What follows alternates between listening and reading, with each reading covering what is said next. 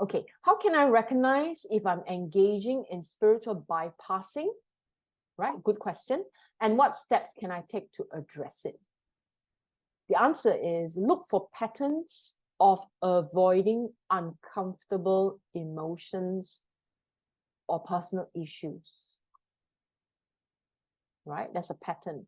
Now, we often do spiritual bypassing when we feel pain, we feel hurt, we feel some past trauma, it comes up. And instead of sitting with the discomfort and working through that uncomfortable emotion and horrible traumatic sensation in the solar plexus or in your heart chakra, or that heaviness on your shoulders, or feeling like depressed feelings, right?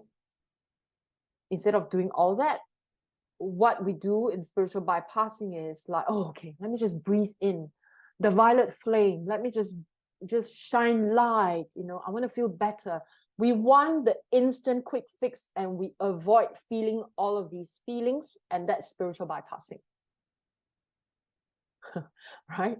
We have all done that because we have been taught, right? We have been taught that is the way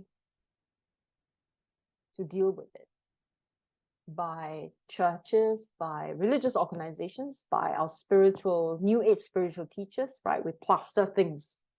Nobody tells you that when you are going through these emotions, you need to sit in that discomfort. Maybe nowadays, there are one or two good teachers out there who are teaching this, right? They have even written books about this.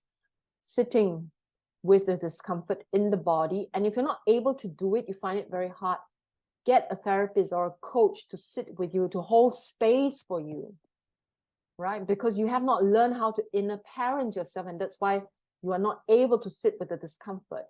So I would refer you to my previous live stream on inner parenting. Go watch that. It is one of the biggest keys to spiritual development. And one of the biggest reasons why people have fallen into the trap of the dark side of the spiritual path is the lack of inner parenting. They don't know how to inner parent. So watch that video. Okay, I have all the resources in this channel to help people grow, right? All the information is there. Just watch the video. All you need to do is watch the video, take notes, practice what I've been teaching, okay? Or what I've been sharing, rather. Because everything that I'm sharing here, they come from my own personal experience through a lot of a lot of heartache, a lot of difficulties, a lot of like banging my head on the wall, right? Some of you, have done the same thing and realizing like, oh my God, what have I been doing, right? For the first 10 years of my spiritual journey, I thought I was moving somewhere. I wasn't. I was just like a hamster, right? Led astray, left, right, center, thinking that, oh, this is it. This is where I can get answers, and then go that way and this way until life hits you and you don't have a choice but really look at things right in your face, and you have to confront the shadow and the dark side, right?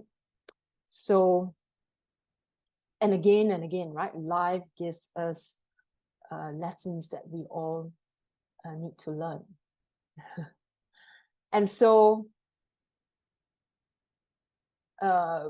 spiritual bypassing is so easy to do. I challenge you to ask yourself this question. If you have a deep trauma that you got as a child or as a teenager, or you had some trauma along the way in your 20s, your 30s, or whatever age, and if you can heal that trauma through one session with some guru or healer or teacher, right? If it's gone completely, just one session, I challenge you to question the authenticity of that healing. Healing doesn't happen overnight. It's a process. And more often than not, it is a long process. We often think that, oh, just do, how many sessions? Okay, maybe 5 sessions, I'll resolve my issues. It's lifelong, right? Lifelong journey of learning and processing and understanding and looking at our own psychology, like, oh man, what was I thinking? What is my mode of operation there? Where did that come from? What is that voice? Oh, I was just trying to spiritual bypass.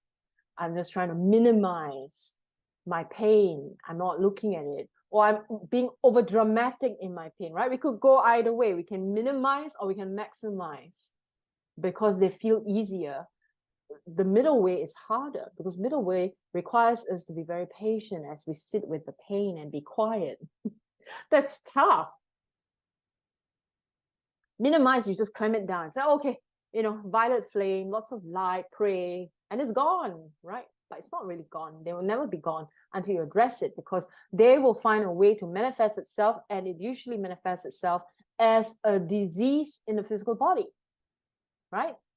Or if we maximize, we're so dramatic about our things, right? Every time we meet someone, we are constantly just talking and talking and talking about our problems, the same thing over and over and over again. You lose all your friends. Nobody wants to be near you because it's tiring. You are emotionally draining to be around. And then you say, oh, all my friends are non-supportive. They're not spiritual. Let me go look for spiritual people. And then when you go into a spiritual community, what happens is they help you to build this drama. They help you to minimize, they help you to maximize. You go like this, right? So you have to question, what are people doing to really help me? Are people being honest? Now, the friend that you have, that you friend or relative of someone who said something to you and you label it as toxic, and you say, okay, I'm not talking to this person anymore because this person said this and this is this about me. I challenge you again to look at it again. Maybe this person was telling you the truth. I'm not saying everyone who did that, is telling you the truth. There's a chance that a person may have, spoken the truth and you didn't like it. The ego just refuses to acknowledge it. Just like, no, I'm not that way. I am so spiritually advanced. No, I'm not what this person said. Or I'm healed.